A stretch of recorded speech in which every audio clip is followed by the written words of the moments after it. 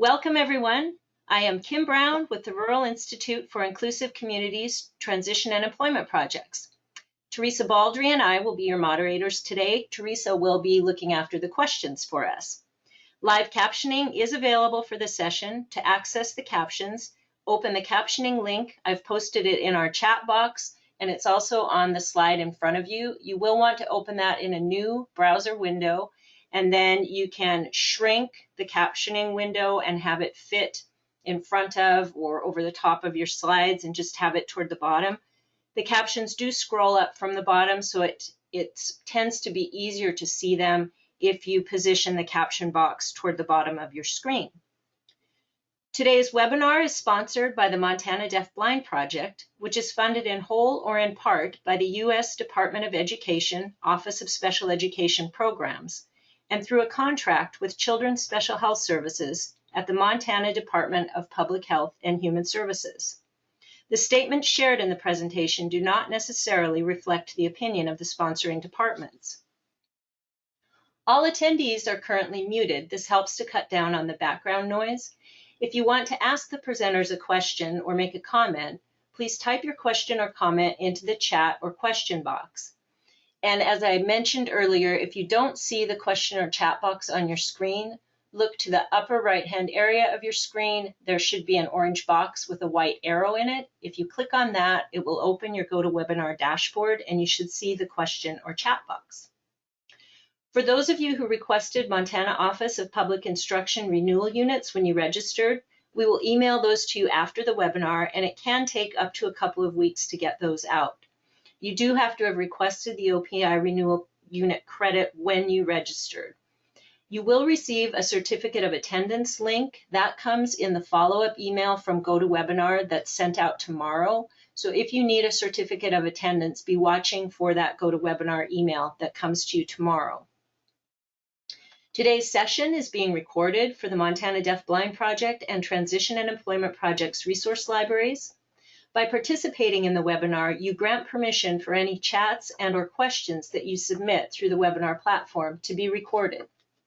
The video for today's webinar will be posted to our training archives pages, both for the Montana Deafblind Project and for the Transition and Employment Projects. And I will put those URL or website addresses in the chat box a little bit later during today's presentation. If you would like the slides for today's presentation, those are available in the handouts section of your GoToWebinar dashboard. They're available as a PDF file. We also have the slides posted as a PDF to the Montana Deafblind Project's website and to the Transition and Employment Project's website. A survey link will pop up as soon as you're done with today's webinar, and it will also be sent to you in tomorrow's follow-up email. Please do take the time to complete those 6 questions for us. We use the information that you provide to us to determine topics for future webinars and also to continually improve the webinars that we're offering. We don't expect you to fill the survey out twice. So again, you'll get the link today when you close out of the webinar, but if you don't have time to complete it today, you'll also receive it in your follow-up email tomorrow. With that, I would like to turn it over to Ellen Condon for a few words about the Montana Deafblind Project. Ellen?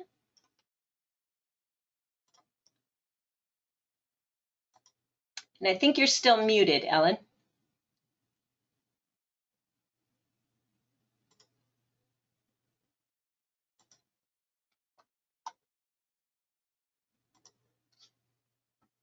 Sorry, Kim, I wasn't able to unmute myself.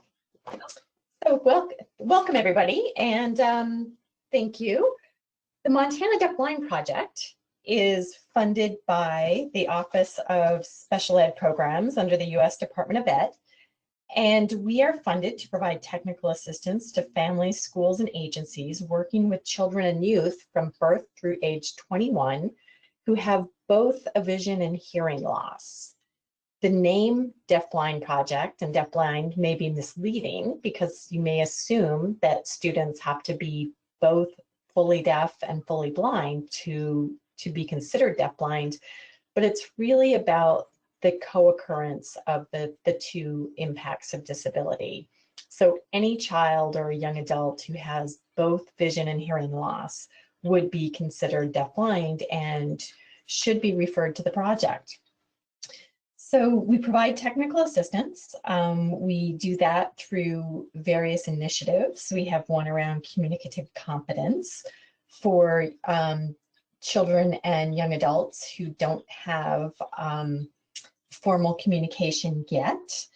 We also have an early identification initiative, which is helping identify students who have both vision and hearing loss or at risk of developing vision and hearing loss. And we want to identify kids as early as possible to ensure that they have the accommodations to access their environment and education and information. Today's webinar is part of our Work Experience and Transition initiative, where the purpose is for us to really share information and strategies that enable us to think that anybody, regardless of the impact of disability, is capable of working in the community. The other thing that we are responsible for in the state of Montana is an annual census. So if you know of a child who may qualify as deafblind, please give us a call, because we need to report information, and we do so anonymously every year, to OSEP, as do all the other state projects. And we keep account and information about all students who have both vision and hearing impacts and disability. So I'm going to turn that back over to Kim. Thank you, Ellen. With that, I would like to go ahead and introduce and thank our speakers for today. Ellen Condon, you just heard from Ellen, is one of our speakers, and Ellen is the Transition Projects and the Montana Deafblind Projects co-director at the University of Montana's Rural Institute for Inclusive Communities, where she's worked since 1996 on transition and employment for youth with significant disabilities. Ellen is also a consultant with Mark Gold and Associates, MG&A, and she works part-time for the National Center on Deafblindness as a transition consultant. Ellen has worked in the field of developmental disabilities since 1986. And our other speaker, Cheri Reed Anderson, has worked for Montana Vocational Rehabilitation for almost 10 years. She is the counselor supervisor in the Miles City VR office. Customized employment is important to Cheri and to the clients that VR serves. She's currently working on building capacity to provide customized employment to clients across Montana. Cheri makes her home in Miles City with her husband, Labrador Retriever, and 2 cats. And thank you all audience members for joining us today. With that, I will turn it over to Ellen to begin the presentation. This is Teresa, just pop it in for a moment with a request from the audience to please have the presenters try to speak a bit louder. Okay, I will try and honor that request. I'm turning up my volume. Okay, so basically today is the third webinar in our Work Experience and Employment for Students with Significant Impacts of Disability webinar series.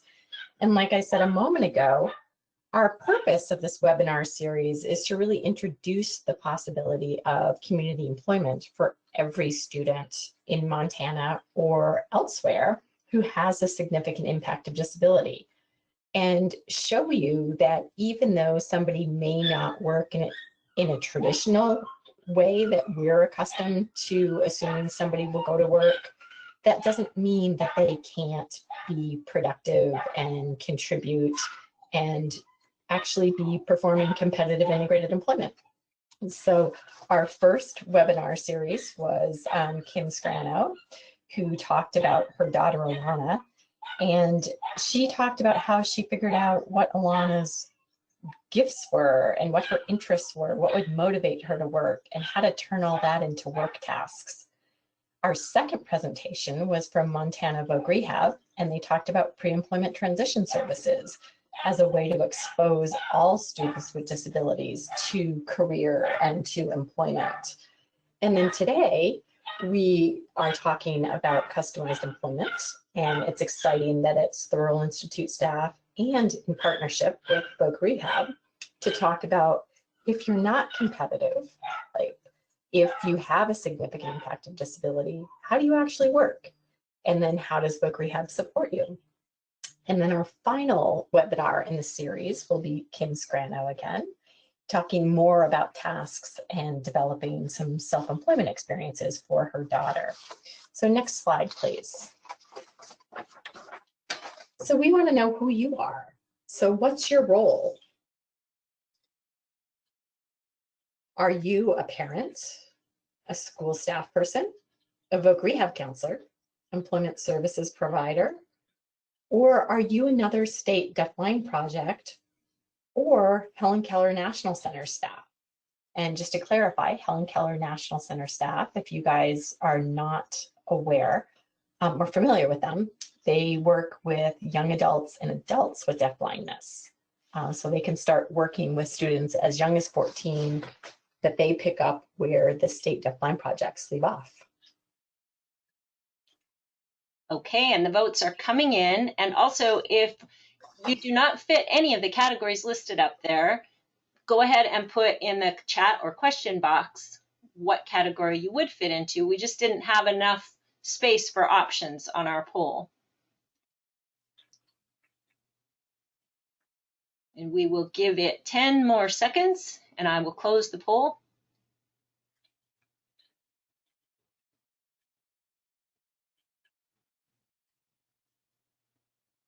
Okay, I'll close the poll and we will share the results.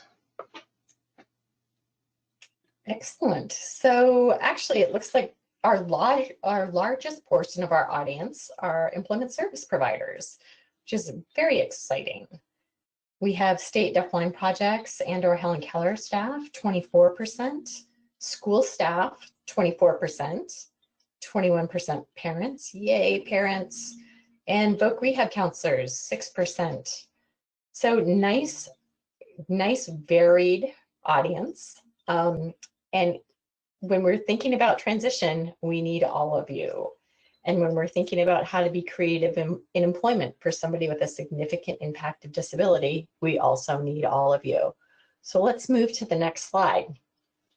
And basically this is, I want to talk for a second about the Workforce Innovation and Opportunity Act, called WIOA, which was passed in 2014. But for those of us who have worked in transition for a long time, WIOA has really made such a huge difference in what's available to students with a significant impact of disability and how voc rehab and schools can work together. And also it really emphasizes competitive integrated employment as the preferred outcome for transition for all students. And so what WIOA does is that part of the rationale behind it was to really stop the pipeline from special ed directly to a sheltered workshop environment, and rather really make sure that all students can make an informed choice about whether they'd like to work in the community or not.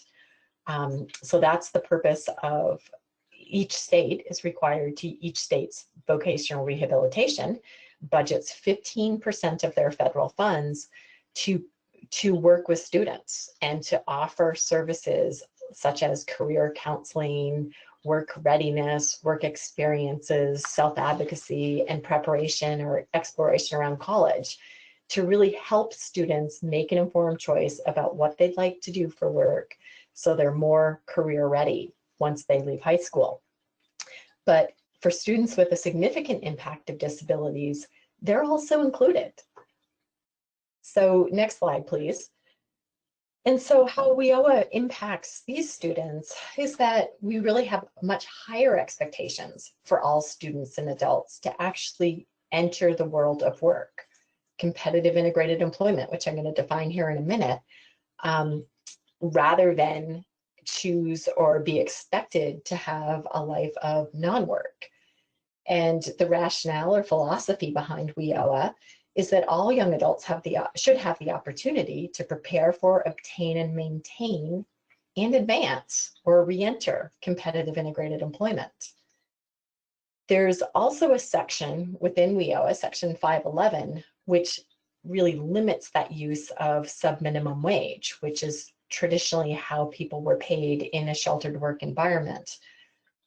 So anybody who is 24 years old or younger must meet specific conditions before they can enter a sheltered workshop or a segregated setting where sub-minimum wage is being paid to them. They must participate in pre-employment transition services, which if you're unfamiliar with those, please listen to our archived webinar from last month.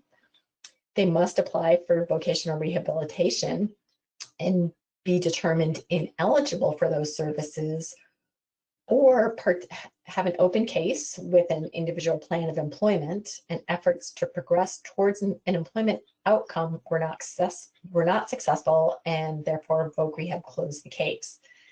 So basically, the whole point of these stipulations are that we can't just assume somebody can't work and say they're going to sheltered employment.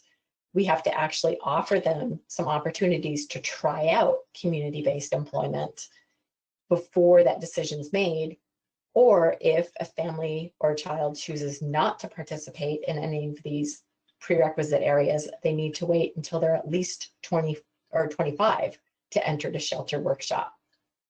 Next slide, please. So what is this competitive integrated employment I've mentioned a couple times? Basically, it means minimum or prevailing wage. It's work that's performed in the community. You have the same opportunities for integration as somebody else in that job type.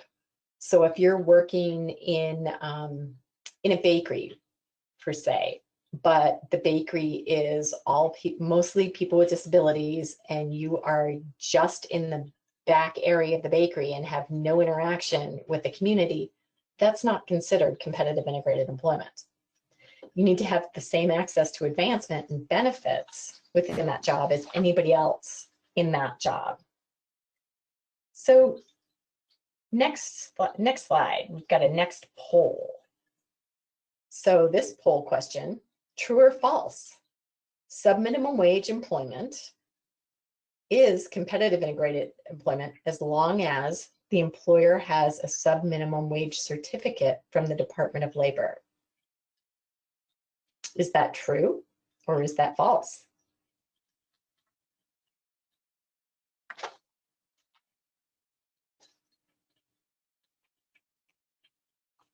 And the votes are coming in quickly for this one, Ellen. So maybe we'll give just another 30 seconds or so here and close the poll and see what the results are.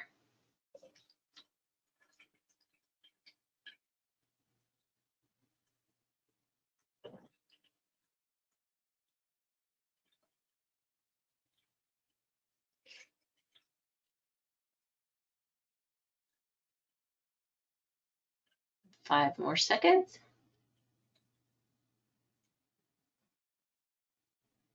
Okay, let's see what we have. Okay, so we have a little bit of confusion here, and this is part of why I put the poll questions in to make sure that I'm being clear with the information. So sub-minimum wage employment is never competitive integrated employment. It doesn't qualify if somebody's earning less than minimum wage.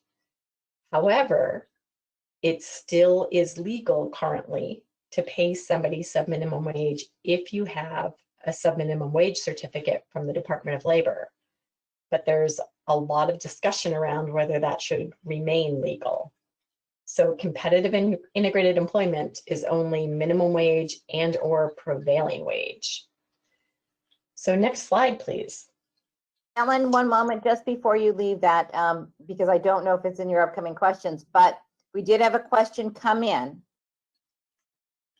Does competitive employment mean the client needs to work 40 hours per week? Good question. And the answer is no. The next question was, is goodwill an example of sub-minimum wage employment or customized employment? They just said, is goodwill an example of this? You know, only if they are paying somebody less than minimum wage. If they're paying somebody by the piece, then that's sub-minimum wage, and that doesn't qualify as competitive integrated employment. But it would be that whoever that particular employer is. You have to look at how they're paying somebody, and is that integrated? If it's in a segregated setting, then no, it's not competitive integrated employment either. Okay, so let's move to the next slide. So the other confusing part of this term, competitive integrated employment, basically WIOA put that definition in the law in 2014 when they amended the Rehab Act, which is the law that governs vocational rehabilitation, which Cheri can speak to much more eloquently than I can. But what we're talking about today is customized employment. And customized employment is a strategy to achieve competitive integrated employment, and it's in a non-competitive way. And hopefully I can explain that better as we go. But just because you aren't somebody that can get employment through a competitive process doesn't mean that you can't get the outcome of competitive integrated employment. So as we ask the question, is competitive employment, integrated employment for everybody? We're talking about students who we presume may need a support person with them whenever they're at work. Maybe once they learn the job, they still need somebody to help with physical pieces that they are unable to do, or with access to environmental information. We're talking about people with a profound impact of disability and multiple disabilities. And our answer is yes. We believe that everybody is eligible for competitive integrated employment. So let's switch to the next slide, because the other really exciting thing about WIOA from 2014 is that this is the first time customized employment was defined for vocational rehabilitation. So several of us have worked in educating people about customized employment since our US Department of Labor first coined the term in 2001, but there wasn't a recognized funding system to pay for those customized employment services. So they were still pretty hard to get for people who needed them. So the exciting part of WIOA is that now there's a definition. And so they define customized employment as competitive integrated employment for an individual with a significant impact of disability that's based on an individualized determination of that person's strengths, their needs, and their interests. And it's designed to meet the specific needs and abilities of the individual, but also of the employer. So customized employment is voluntary on the part of employers. They are not required to hire somebody with a disability and custom tailor a job to them. That's not part of the Americans with Disabilities Act. So if we're looking at negotiating a job on behalf of an individual, we need to make sure that in addition to getting to know that individual and what they can contribute and what they need to be successful, we also need to get to know that employer to figure out how will hiring this individual and creating this one-of-a-kind job, how will that benefit them and their bottom line? Because this isn't about charity. This is about boosting the employer's bottom line and supporting this individual with a disability to make a contribution. And so customized employment is carried out through flexible strategies. So let's move to the next slide. So such as job exploration by the individual, and also working with an employer to facilitate a placement. In customized employment, these positions don't already exist. This is a brand new position that we create for an individual, and it's based on either current employer needs or previously identified or unidentified or unmet employer needs. So what does that mean? That's a lot of jargon there. Basically, that means tasks that need to get done in that business, but they're not getting done. Tasks that enhance that business. Say, if we negotiated that this job seeker would provide a service that's brand new to that employer, and it's somehow going to bring in more business, cause people to spend more time in that business so they spend more money, or have a better customer service experience, that would be a way to create a customized position. Or sometimes we look for tasks that can be done more cost effectively. So if a task is being done within a business currently by somebody who's at a higher paid salary, and that task could be one of several that a job seeker at a more entry level position and wage could produce, that's another way to customize the job. But again, the point is that these tasks and what we negotiate for this new job, it has to meet the needs of the business, and it's got to make sense to them as well as the job seeker with a disability. So again, customized has to also meet the definition of competitive integrated employment. So it's in the community, it's at minimum or prevailing wage. The wage is also usually negotiated because the position didn't exist before the creation of it. And typically there's a professional representative who represents that job seeker in getting to know the business and making a proposal about what the new tasks will look like and what the pay will look like and what the support and the supervision will look like. All of that's negotiated. So that's what customized employment is. So let's move to the next slide. Because, you know, as we're all learning about employment as young adults, we most likely learned about a labor market approach to employment, whereby we learn about how to read want ads. We learn about completing applications, developing a resume, submitting that resume, and how to interview. All of those strategies are to compete for a job opening. And basically how this strategy works, and it's very successful. Most of us use this to get our jobs. And if you can use this strategy, use it. But for job seekers who don't compete well, this doesn't work for them, because it starts with the employer identifies their vision of what they want and need in an employee, and whoever wants to apply for that job basically has to apply and compare all of their skills and abilities to that list in that job description and that job opening of what that employer is expecting. And so for people who don't compete well, they don't compete against an existing vision for that job opening, and they also don't compete well against other people looking at that same job. So let's move to the next slide. In contrast with customized employment, we start by getting to know each job seeker to determine what their strengths are, what they would contribute to a business, what are their skills that I can then turn into tasks that I offer an employer, but also what does this person's need? What are their ideal conditions? Like, what does the environment need to look like? What does the support need to look like? What do the tasks look like for them to be able to be at their best? And I'm only going to find that information through a process of discovery. And that's customized employment. So back to the person who asked, is Goodwill customized employment? If they are doing this, then yes. But if they're not, then no. So let's move to the next slide, because this is the main point about customized employment, is that just because you can't compete doesn't mean that you can't work.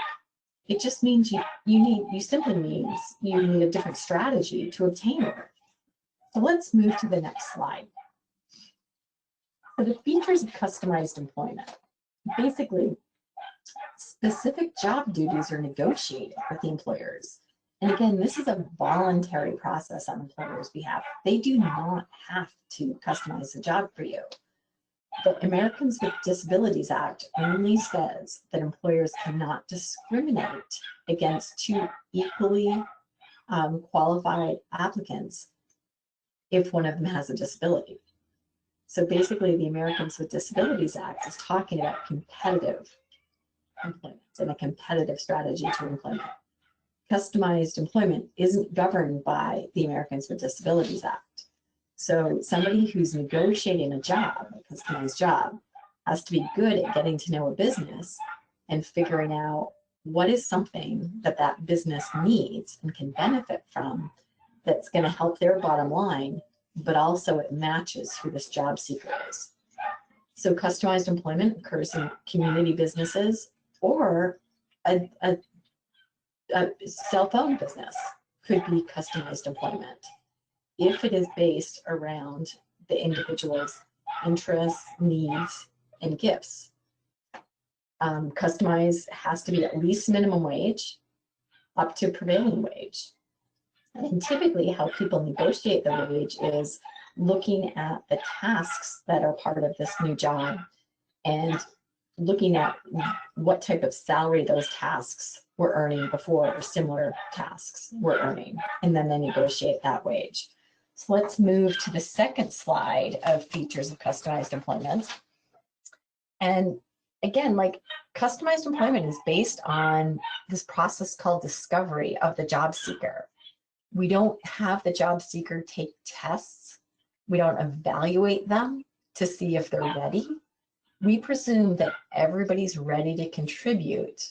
It's up to us who are doing discovery to determine what that person, where they're at their best, and what they can bring and contribute to a business.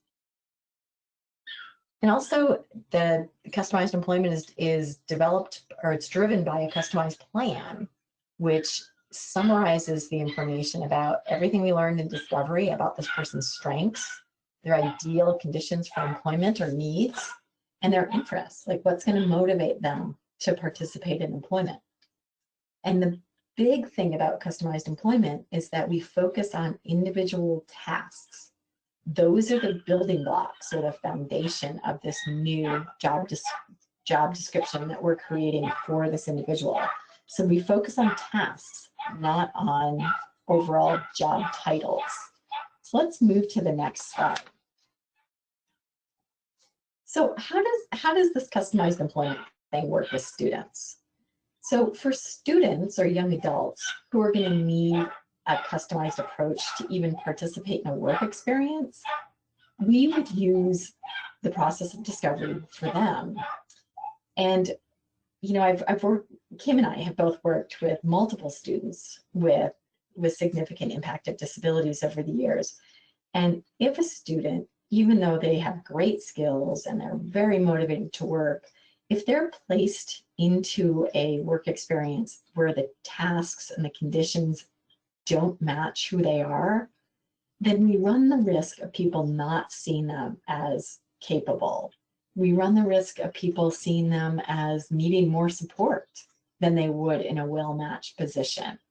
So I truly advocate that we need to use the process of discovery and customization, even in work experiences for students with multiple disabilities, including those with deaf blindness, because it's going to increase their overall participation in a work experience. For instance, if somebody has a physical impact of disability, if their work experience and their tasks are ones that they physically can't do on their own, then it just looks like it sends the message to the employer and to that student and to their family that they'll always need somebody with them. However, if we start with what are the conditions for this person to physically participate, and we negotiate those conditions and tasks that meet those conditions, then the person gets the feel for working independently, and people see them as more capable. They look more confident in the performance of the tasks, and their self-confidence increases. And then it enables the students' team to envision a working life for them. And employers get a whole different perspective. So let's move to the next slide. So again, once we know about customized employment, even if we're not going to be a VR provider of customized employment, if schools and families understand how the strategy works, and students themselves, it enables them to see themselves as possibly working in competitive integrated employment.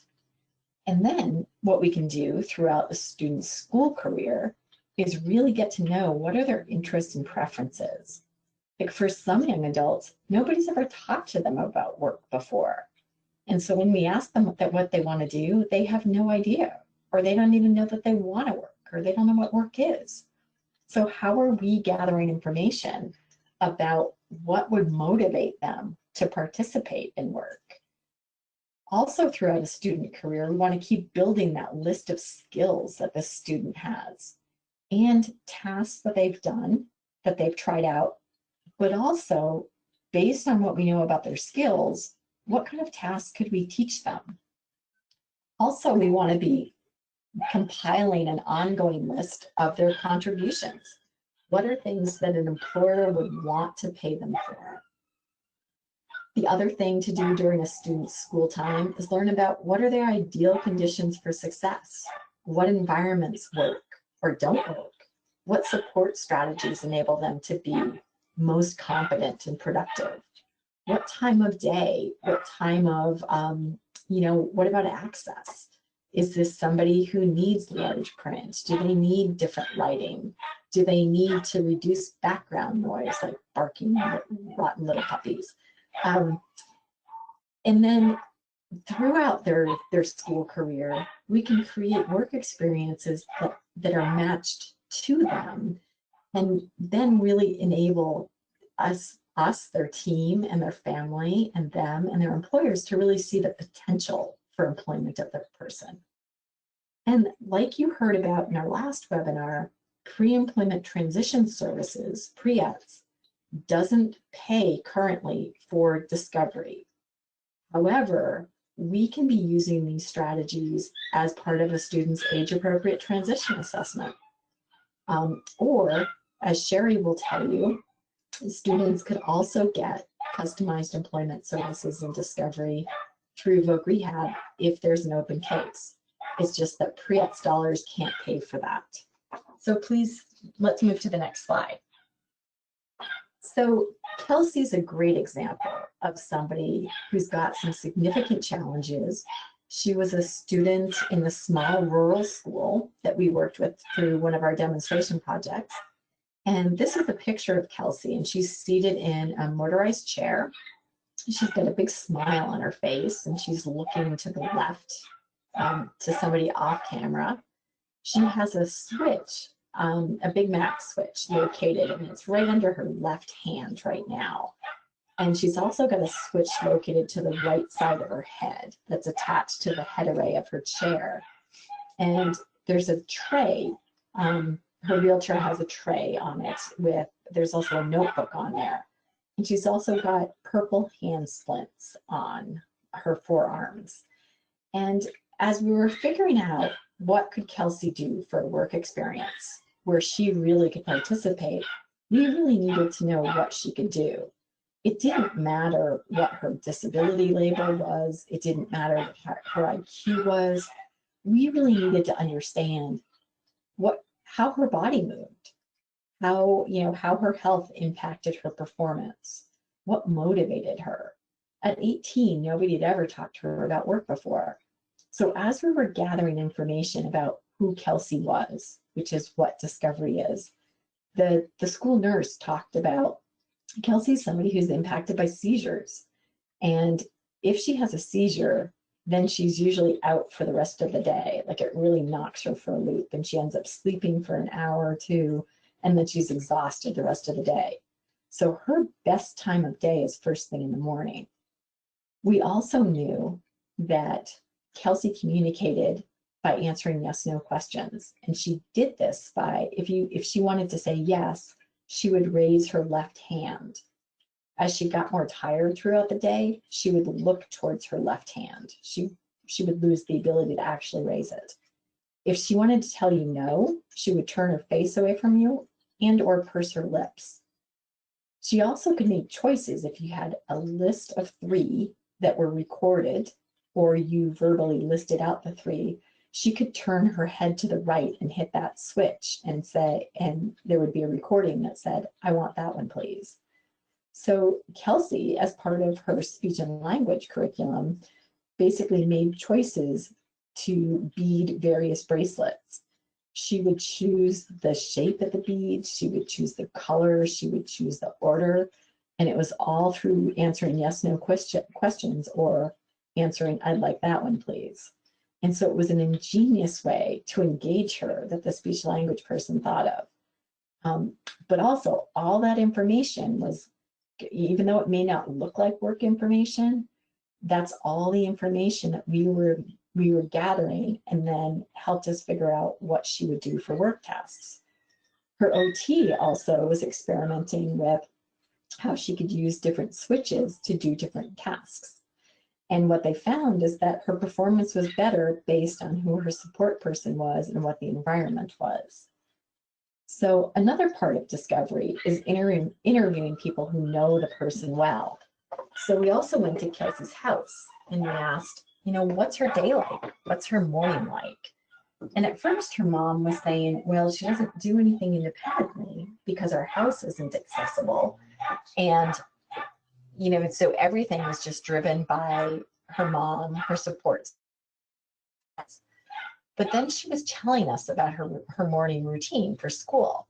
And her mom said, I get her ready in the morning and I position her in her wheelchair and I open the front drapes and position her so she can be looking out the big picture window. And when the school bus comes, she vocalizes. So if we just stopped with that piece of information, okay, so who's going to pay her to vocalize when the school bus comes? We didn't take it far enough. That's a critical piece of information because it shows us the skill that she watches for something to happen and alerts. If we pair that with some of her switches, all of a sudden we have like 10 to 20 work tasks that we can offer an employer. So through discovery, we had to learn about who she was. We had to learn about what environments would enable her or motivate her to participate. So what we ended up doing in the end was going out to local employers, and I'll tell you about it in a bit. But her story just reinforces that, yes, people with a significant impact of disability can work, but we've got to ask different questions. If we wait for Kelsey to tell us she wants to work or she's ready to work, she's never going to work. We have to start with a presumption that she can go to work. And then we have to figure out as professionals, what are the pieces of what she can do and where she can do it. So let's skip the next question, but go to poll 3. True or false? Does discovery include evaluations to determine a job seeker's developmental age?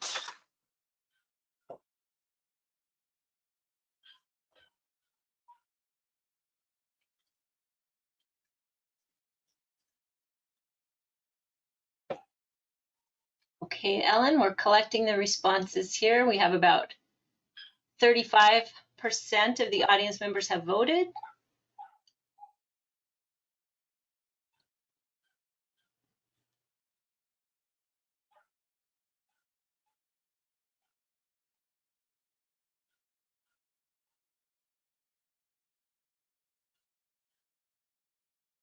Now we're up close to 70%, so why don't we say another 15 seconds and we'll close the poll.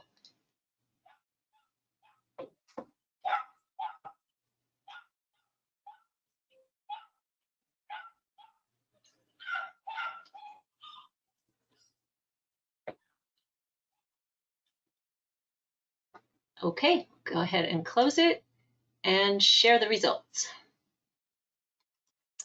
Okay, so most of you got it right. Discovery does not include evaluations to determine a job seeker's developmental age. That's we want to gather information about somebody's impact of disability, but not to highlight deficits. The only reason we want to know about impact or challenges is to determine how does that play out in the ideal conditions for success? Like, does it impact what this person needs for supports? Or does it impact what environment works or doesn't work? Or what tasks they could do or not do, or what technology they would need or accommodations they would need to be at their best and most contributing. So knowing somebody's developmental age is not going to help at all. So no, we don't do that in discovery. So what we do with the information we learn in discovery, when you move to the next slide, is we've got to gather enough information in discovery to know what the ideal conditions are for success for this person. So what has to be in place or what needs to be eliminated for this person to be successful in a work environment. What's going to motivate them? Like, what are their preferences and interests? Will that help us identify an employer or some tasks? And what they're going to contribute, like what skills they're going to bring, what experiences or what specific training or personal attributes that they will bring to an employer, so it will make that employer want to invest in them. And we need this information even for a work experience, even if it's not the first paid job for this person, if it's going to be customized. We also need to know what discrete tasks can be performed. And basically, these can be tasks that somebody has done already, or it could be tasks that we know that we could train them to do through systematic instruction based on how we know they move their body or how they learn or what they like to do, or skills that we've seen before, and then specific employers to be contacted. So for Kelsey, if we look at the next slide, her ideal conditions for success were about access, like making sure that the environment was physically accessible to her. Her chair was pretty big and she needed somebody to maneuver around tight spaces. She needed an accessible restroom where at least 2 staff people could be with her if she needed support or she needed to be changed. She needed tasks that she could do with a switch. We needed a time of day, so we needed it in the morning. And initially we were looking for tasks that she could do for 20 minutes. Then she would need a 20-minute break and she could go back for another 20 minutes. And so in customized employment, what's going to be negotiated is what works for that individual. And that's what she could do at that time. A big piece for her had to be interaction with people and people watching. If that wasn't in place, she wasn't going to be interested in doing the tasks at all. The other piece that we needed was task completion deadlines that were soft. And what I meant by this is that she, because of her fatigue, because of her medical fragility, there were going to be times when she wasn't going to be available to go work because she was sick. And so we didn't want her to lose the experience or the paid job because she couldn't attend. So we were looking for tasks where it didn't have, hard deadlines. For other students, it might have been like that there were tasks, this is somebody who's great with detail, high level of skill, but it doesn't rush. She works at her pace. That would be one of her conditions. For somebody else, it might be avoiding anywhere where people smoke because this person had a history of pica or eating things they shouldn't be eating, and cigarettes were just so powerful to them that you couldn't be anywhere near where anybody would smoke or even across a street because the person would just bolt right in front of traffic to get those cigarettes. That drive was so strong. That would have been one of their conditions. So for contributions, moving to the next slide, Kelsey noticed people and activities. She was very aware of her surroundings. We couldn't always know that because she didn't always have a way to communicate it. But if you watched her and watched what she did with her eyes and her head and what was going on around her, you could start to come up with this information about who she was. She could alert people when something happened, and she uses switches. She was a people person, and she was concerned about others. And moving to the next one, for tasks, she could use a switch to operate anything with an on-off switch. So an electric stapler, a shredder, she could open and close doors. She could use a switch to share information, to direct people, to solicit people to come to her to get something that she was offering on the tray of her chair. So we went around Florence, Montana and marketed Kelsey to local employers. And with that information and with a visual resume, people could see potentially her in their business.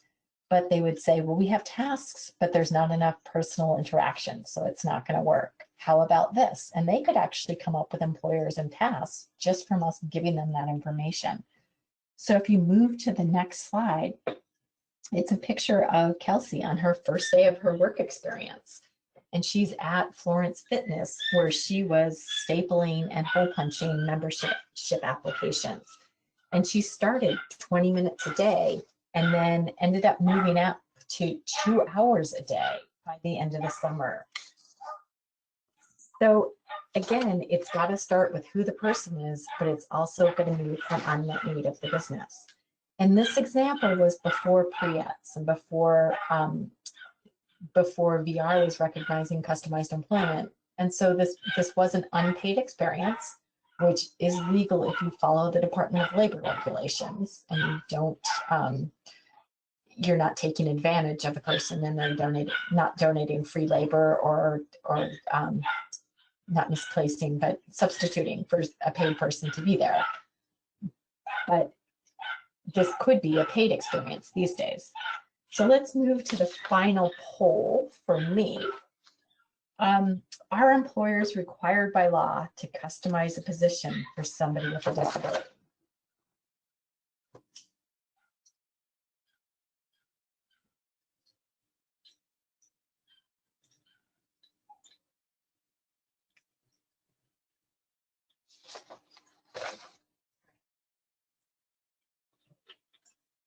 Well, these ones were being answered very quickly, Ellen. We're already up to 60% of the audience having voted.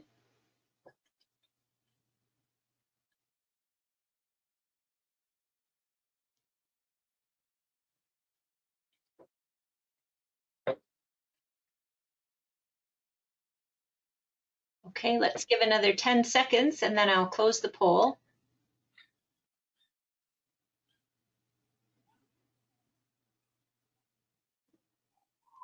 Okay, let's share the results. Okay, so employers are not required to customize a position. Customized employment is not mandated for employers. So that means that job developers need to get to know an individual well enough and a business well enough to propose a new list of tasks and a new position that makes sense to the employer and to the individual. So employers are not required. So that was false. So moving on, how does a student access discovery? You can weave discovery into your transition services and all your philosophy, getting to know that student through school, or you can connect with Voc Rehab. And so I'm turning this over to Cheri Reed, who we are very excited to have join us on this webinar. So take it away, Cheri. Thank you, Ellen. Good afternoon, everyone. So customized employment in Montana. We've had some challenges. So if you'd like to go to the next slide, please. So where we were when WIOA came to be in 2014. As most states were, we did not have a customized employment program services on our repertoire. So like many programs, we had to build, and we are still building. We saw large caseloads here in Montana with a lot of increased spending. We had a lot of field staff and support staff that began to leave our agency, and a lot of them hit retirement age. So we lost pretty close to half of our staff between 2015 when WIOA came in and when we actually closed a lot of our, went to order of selection in 2017, 2018. So we did go into order of selection. We closed all of our categories as of March 9th, 2017 because of large caseloads and lack of staff to be able to carry those large caseloads. Next slide, please. So prior to WIOA, we also, again, we did not provide customized employment as a standalone service, and supported employment was used by a lot of our CRPs and our counselors. And some of these jobs were, I'm going to say, customized to meet the client needs, but they were not true customized employment as Ellen has described. Next slide, please. So Voc Rehab.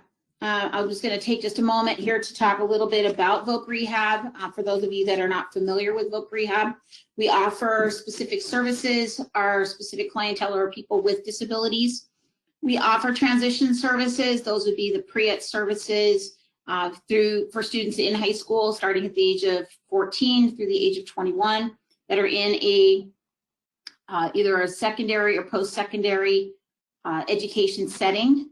We can offer the vocational counseling, which will help a person start to figure out what they want to do and how they want to get there. Vocational training can look in many different ways. It can be a certificate program, can be technical, anything technical. It does not have to be in a college setting. And then moving into the post-secondary education, that can be college, that can be another technical school, it can be a certificate. So education can be a lot of different ways. And they can be combined many ways depending upon what the person needs to be able to meet the goal that they've set for themselves. Supported employment services is just that. We're going to support a client in their services, in that employment, providing job coaching. And then another component of supported employment is moving into the extended employment.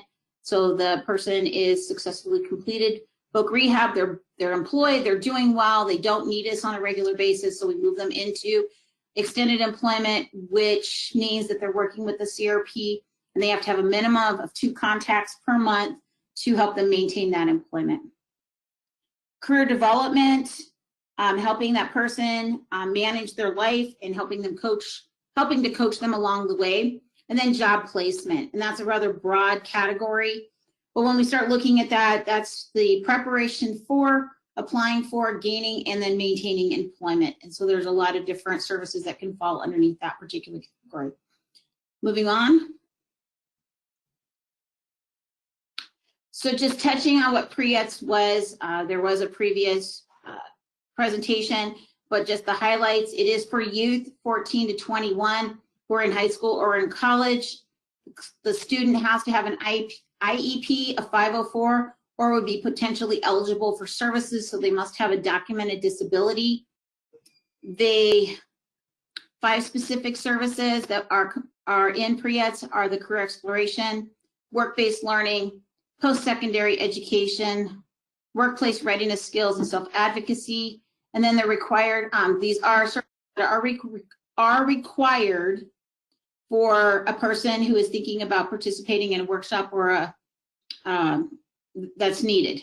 So when I say that is you have a youth or a family that's saying that they want their student to go to a workshop, they have to be in these services, they have to be provided these services in high school, or they can go to a workshop, but they cannot do any work type of skill until the age of 24.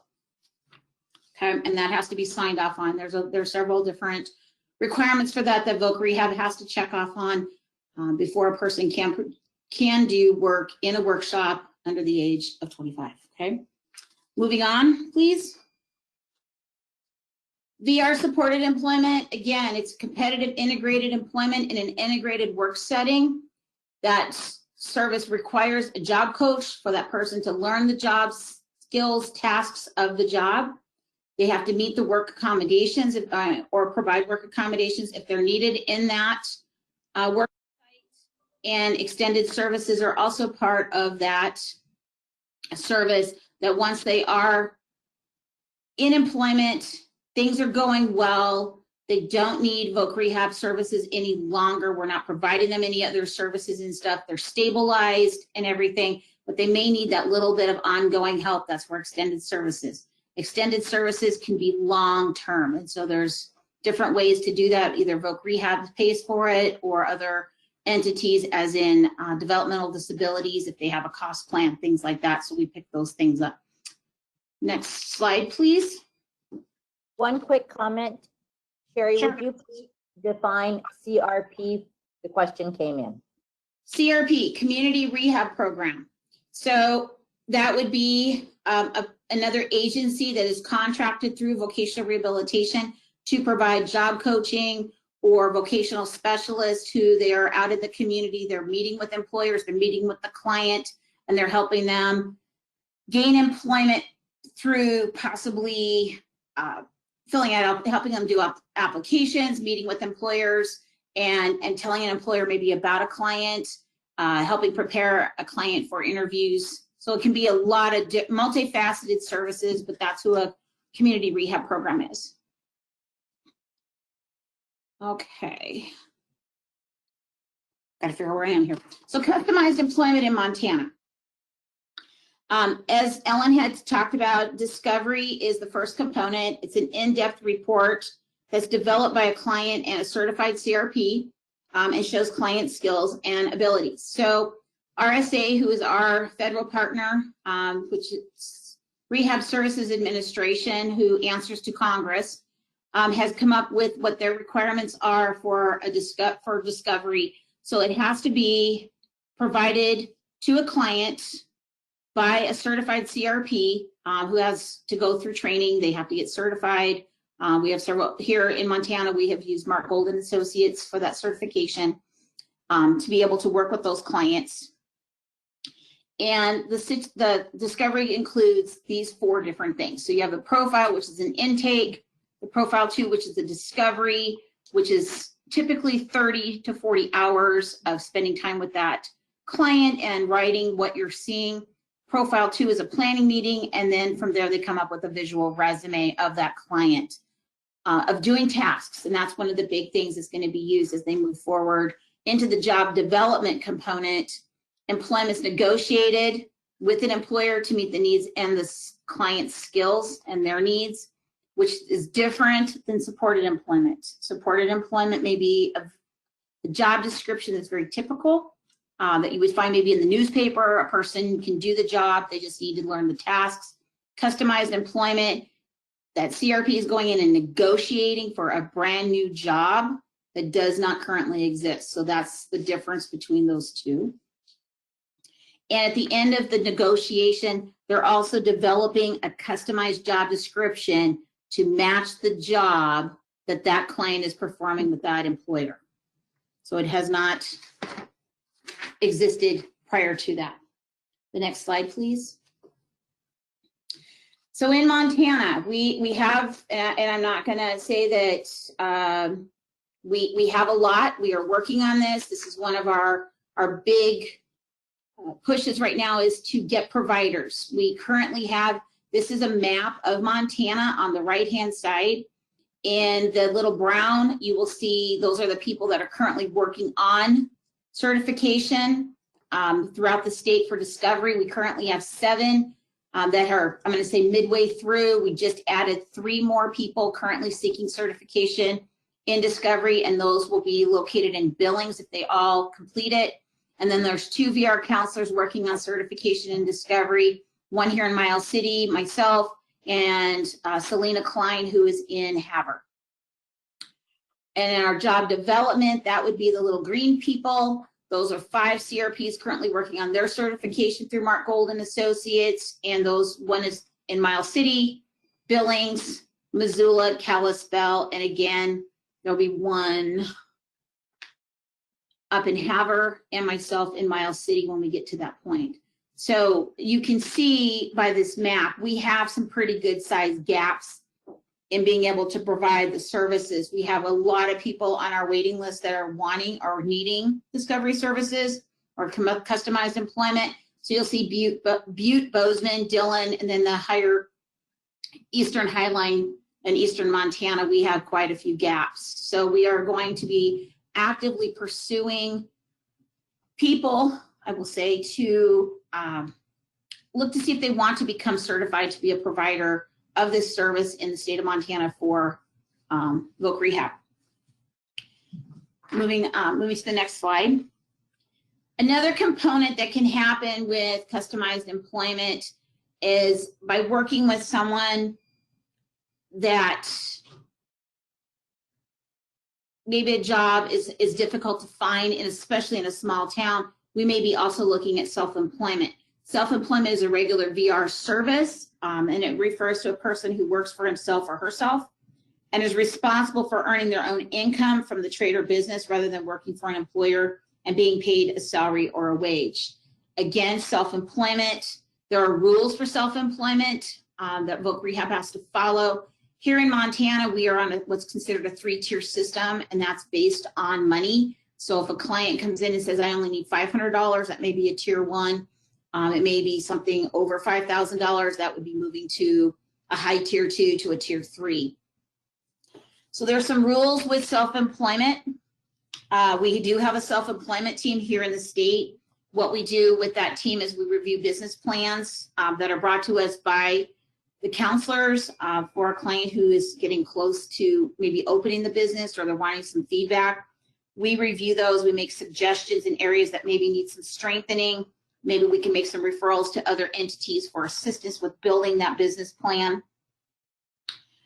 Employment needs to be a viable business, and it must meet the requirements of a competitive community-based employment.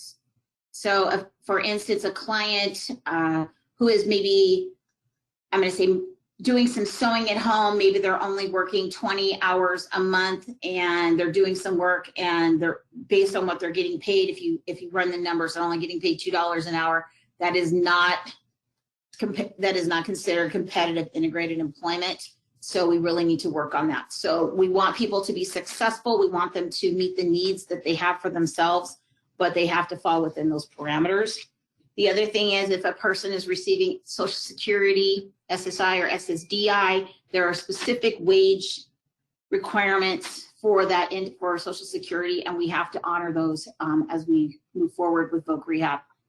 But back to customized employment, if in a small, and we find this in a small community sometimes, we may struggle with finding an employer. There may not be a lot of employers, so we have to ask, then, is self-employment appropriate for that client? And if so, then they would be moving into writing a business plan and having that supported to help them get to that point for their employment. Next slide, please. So how to gain services for Voc Rehab. So we have 8 offices here in Montana. They're spread out throughout the state. You have to make it, a client would need to make an appointment. They would have to fill out an application. Currently, all of our offices are closed to the public, so we are doing applications either via telephone, Zoom, Teams, whatever's convenient for the client. We then determine eligibility for Voc Rehab services, and that's also to include the order of selection, and we still remain in order of selection, which means that determination of eligibility is made, and then everyone is going on a waiting list. We are currently serving category 1. This week, there is about 600, and I believe it's 30 clients still left on the category 1 list, and that may be opened down the road. We continually take people off, but at some point category 1 will become open again. But again, it's based on money and staff to be able to provide services. What does that look like when a person's name comes up on the list? The name comes up on the list for services. It is sent out to that office. That office supervisor actually takes the name off the list and gives it to the counselor that will be then covering it. The client is notified, and they set up times to then sit down with that counselor and the client, again, via Zoom, telephone, and start discussing what that client wants to do, what their needs are, and the plans are starting to be prepared from there. And again, it's to assist them in the preparing for gaining and maintaining that community-based competitive employment. The next slide.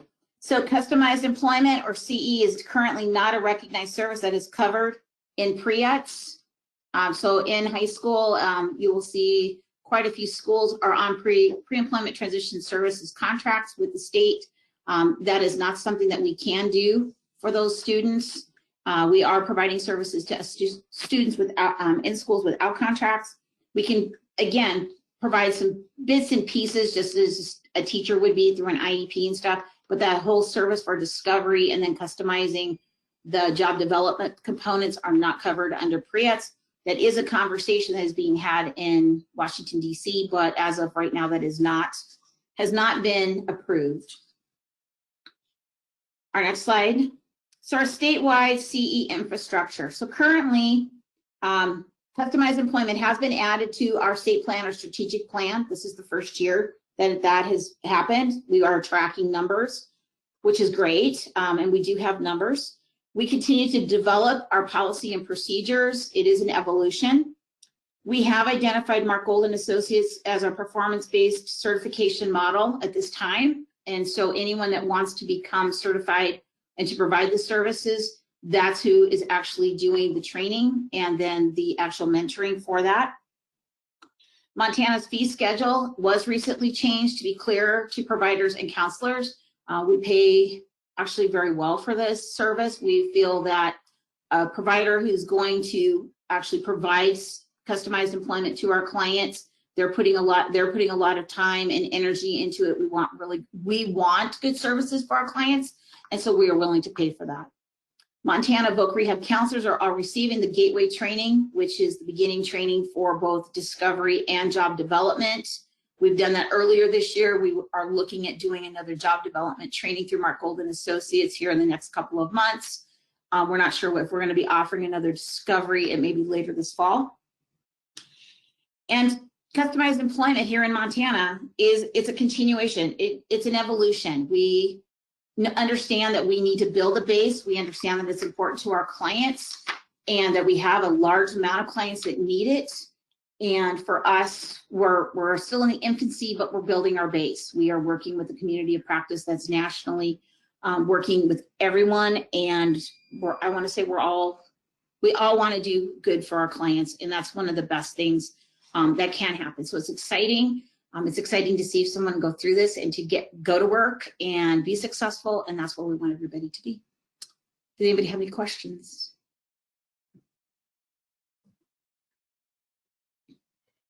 This is Kim. Thank you so much, Cheri. And just as a reminder, if you do have a question, please feel free to type that into the question or chat box.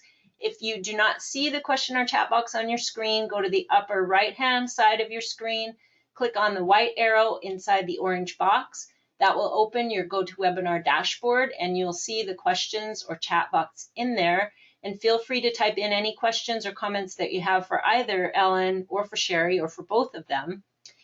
And Teresa, just to double check with you, I'm not seeing the questions being updated on my screen unless there just haven't been any come in quite some time. Are you seeing questions?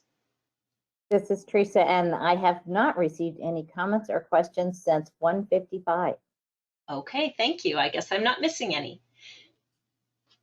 So while you are typing in your questions for our presenters, I will say that I should have apologized at the beginning of today's presentation. Our presenters did not use webcams. We have been using webcams for our last few webinars.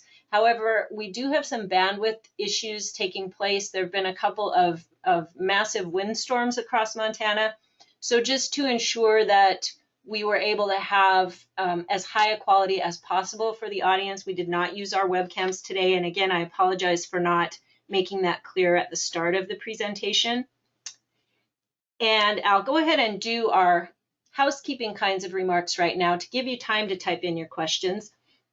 A reminder that the short survey will pop up as soon as you log out of today's webinar, and we do hope that you will take the time to answer the survey questions.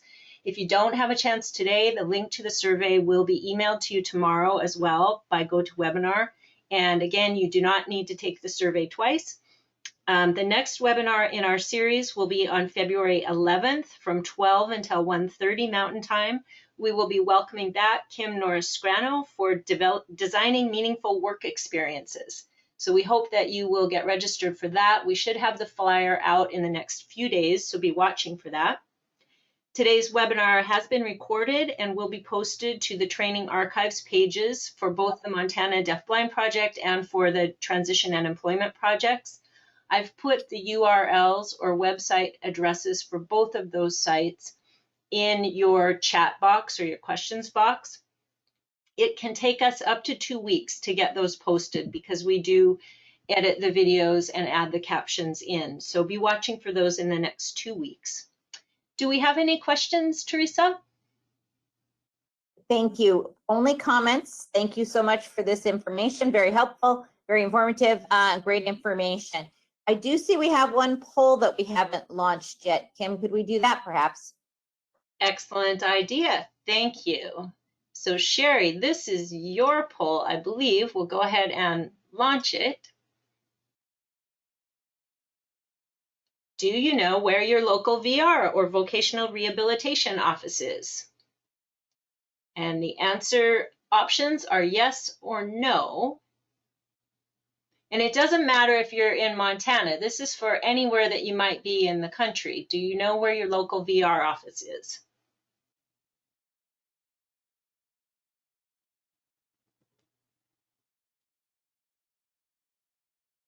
We'll give 10 more seconds.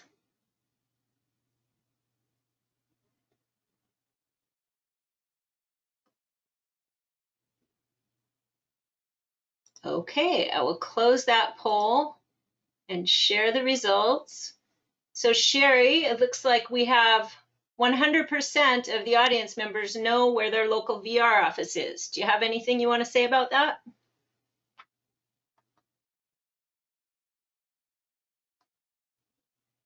And I think you're still on mute.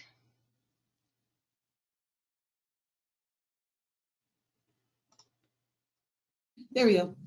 Sorry, it wouldn't let me unmute. That's great that you know where your local VR office is. If you're in a rural area, there are VR counselors in Montana that are assigned to every county. So if you're not in an area that has a local office, you can call in and there is someone in each office that has been assigned. So you have a VR counselor to cover your counties. Great, thank you. I'll move on to our final slide, which has the contact information for Ellen and for Cheri. And if you think of questions after the webinar, do let us know. Anything else, Teresa, before we invite our presenters to make last comments? Nothing here, thank you. Okay, thank you. Cheri or Ellen, do either of you have anything else that you'd like to add? This is Cheri, and I'd just like to say thank you for attending and for allowing me to talk to you today. And this is Ellen. I want to thank Cheri for joining us. It's great to have Rehab partnering with us on customized employment on this session, and we totally appreciate your work. And thank you all for attending. Sorry about the puppy. Excellent. Thank you both, Ellen and Cheri, for sharing your time and your information today. I hope that your puppy survived the separation experience. Teresa, thank you for moderating the question and chat box today. Thank you to our captioning professional. The new caption screen looked like it worked beautifully. And thank you to all of you in our audience who took time out of your busy day to join us. We wish you well, and we hope that you will come back and spend time on February 11th with us to hear Kim Norris-Scrano talk about designing meaningful work experiences. Take care. Thank you.